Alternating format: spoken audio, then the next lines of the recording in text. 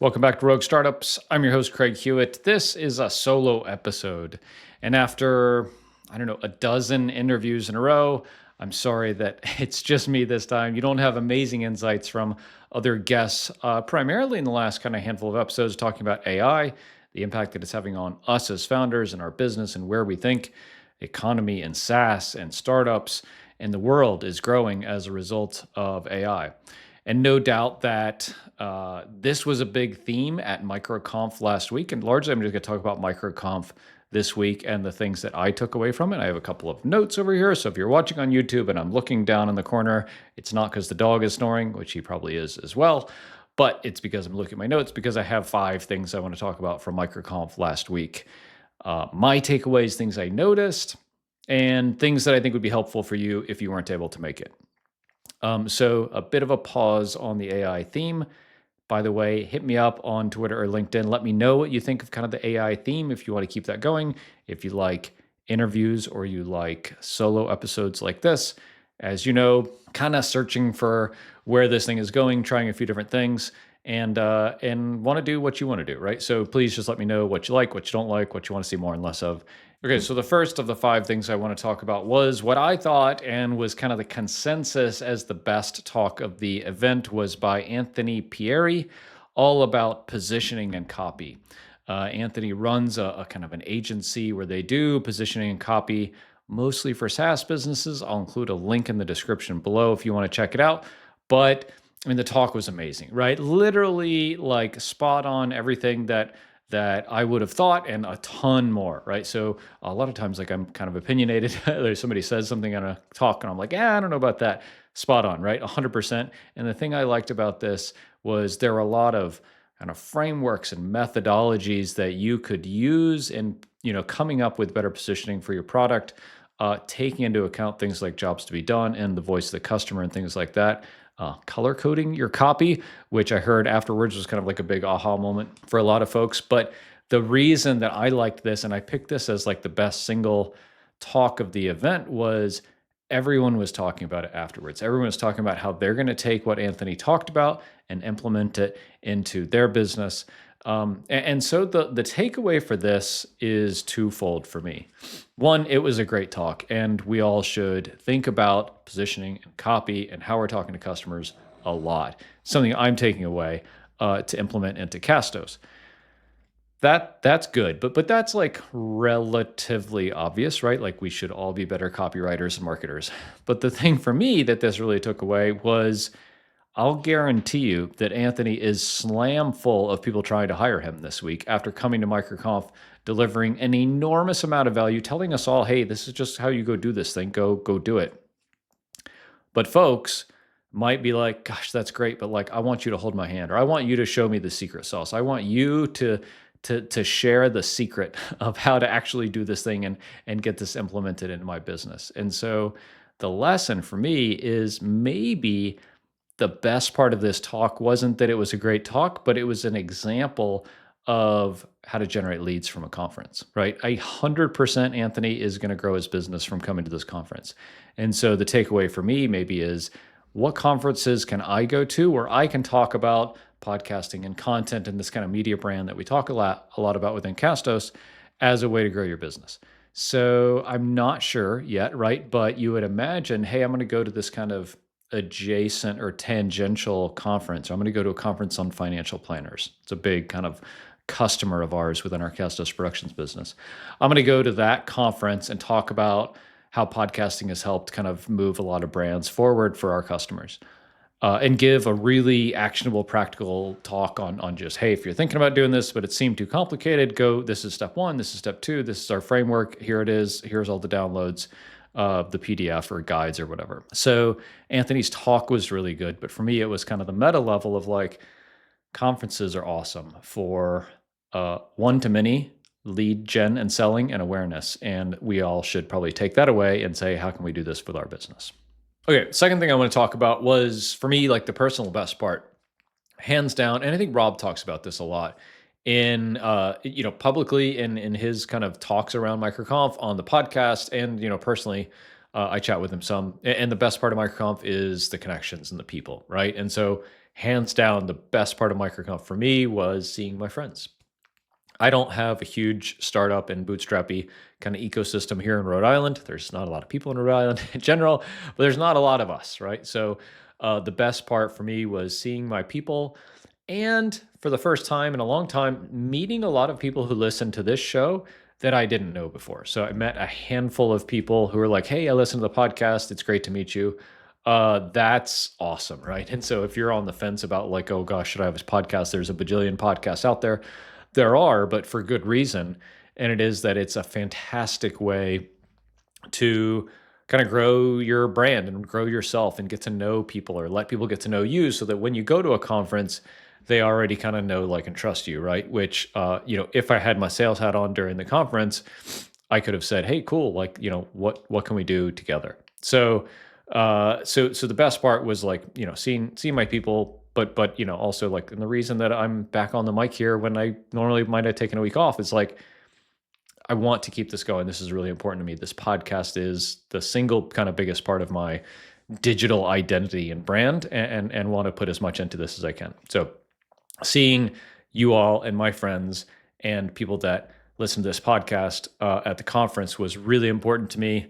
So much so that I want to do more things in person going forward, kind of related to the first one, but kind of just around founders and entrepreneurs. So probably more on that to come soon, but like, I'm trying to engineer, hey, how can I get in front of more of my people throughout the year? Because it's really important to me, and I'm a single founder, and it's tough sometimes, and I want to just be around y'all more, right? So let's find a way where we can get together. Okay, so the next thing I want to talk about is like the biggest takeaway for me. The biggest kind of single thing I learned was, if something is working for you, drop everything else and go all in as much as you can. And this is really kind of a compilation of several really kind of important conversations I had. And it was like, "Hey, what are you working on?"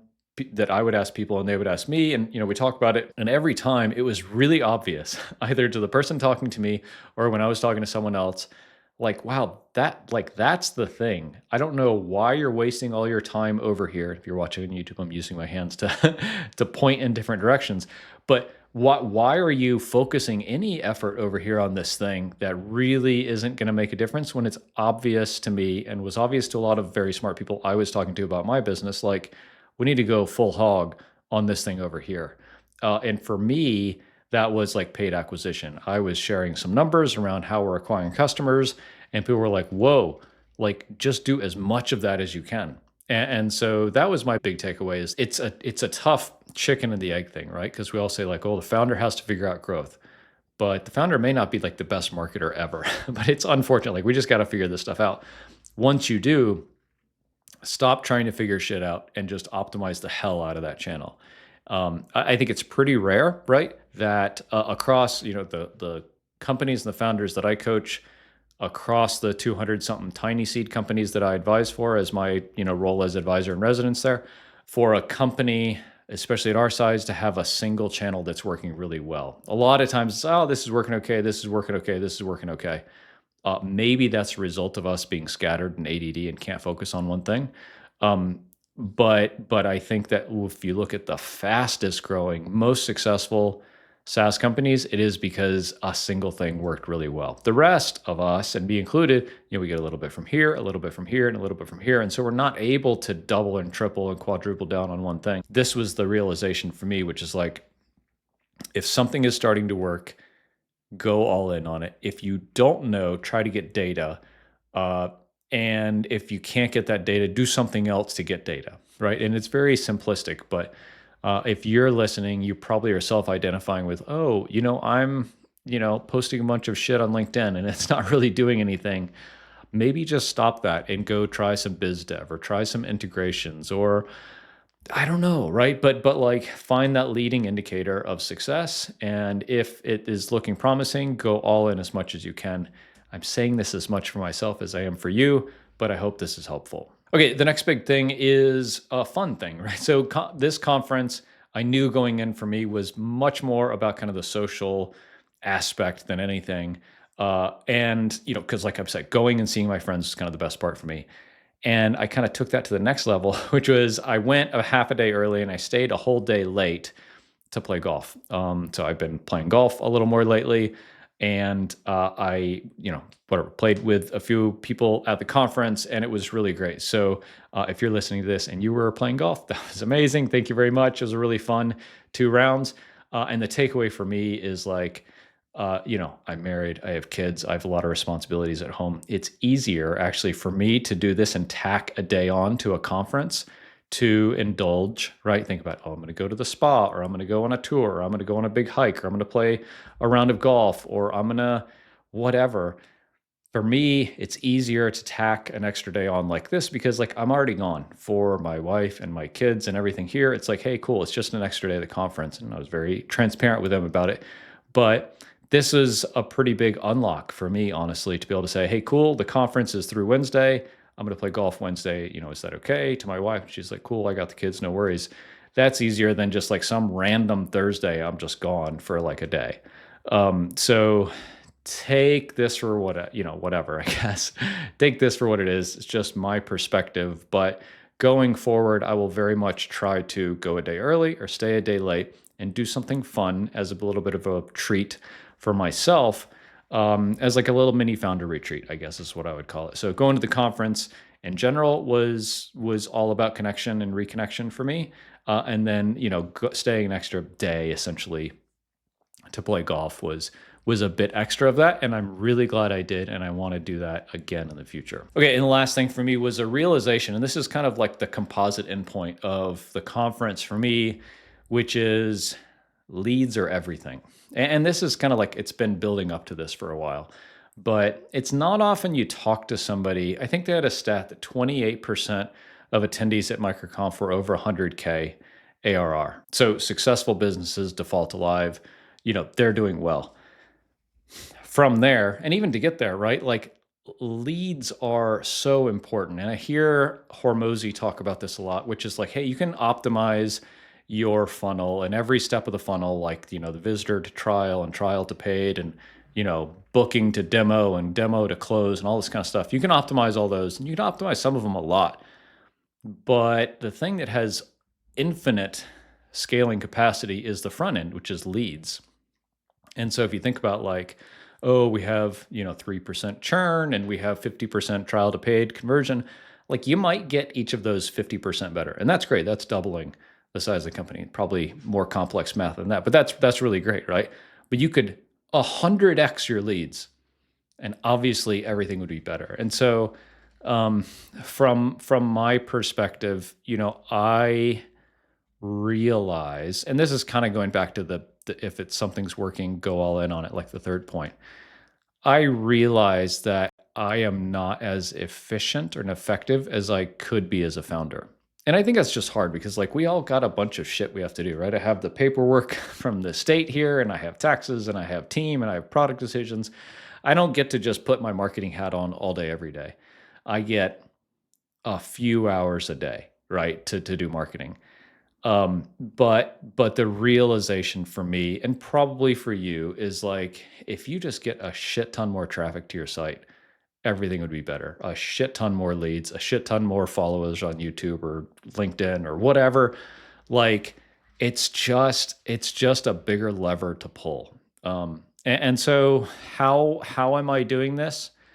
We are trying extremely hard to make paid traffic work as good as it can. There are some very good signs. Some things are working really well there.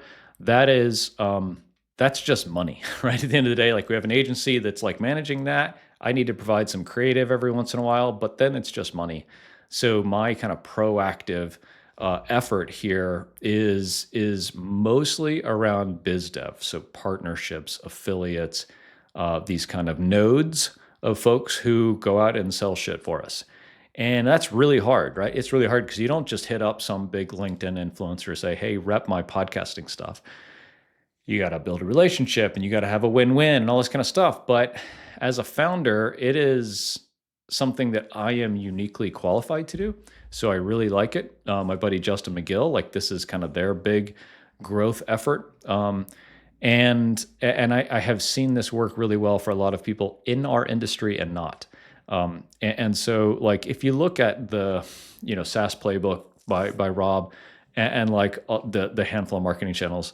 Like biz dev and partnerships is one that's consistent across every type of SaaS. Like if you're a low ARPU SaaS like us, it still works here. If you're a big old one, then channels and distribution partners still works. And so, I kind of look at this and say, like, what am I good at? I'm not like a TikToker, right? I don't have a big old social media presence. I am enjoying posting on social more these days.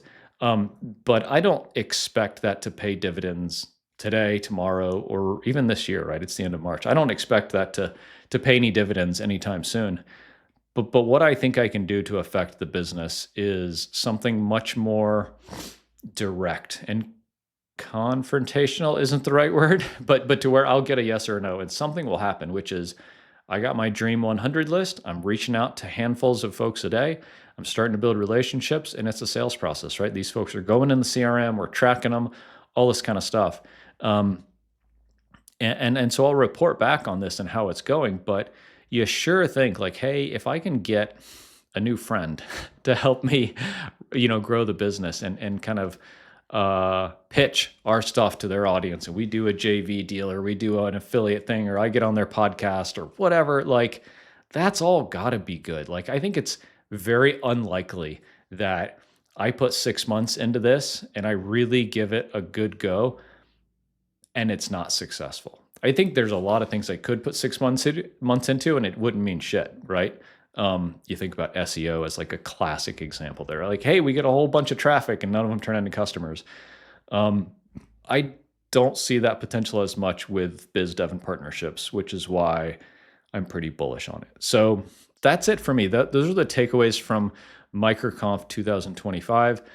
Rob, if you're listening, thank you so much for putting on an amazing conference like this. I think you probably don't appreciate how much it means to all of us in the community to have a thing and a place to come back to every year or every couple of years, to know that we're going to have a great time. We're going to see our friends. We're going to get a lot of value.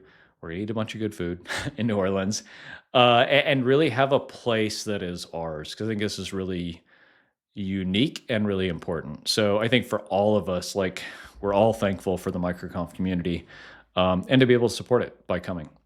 So that is it for me. I hope you enjoyed this solo bit rambling episode, but wanted to share kind of my takeaways and thoughts from MicroConf 2025. As always, if you're enjoying the show, please share it with someone who you think would enjoy it as well. Helps get the word out, and just makes me feel good about showing up every week. So that's it for me. Thanks.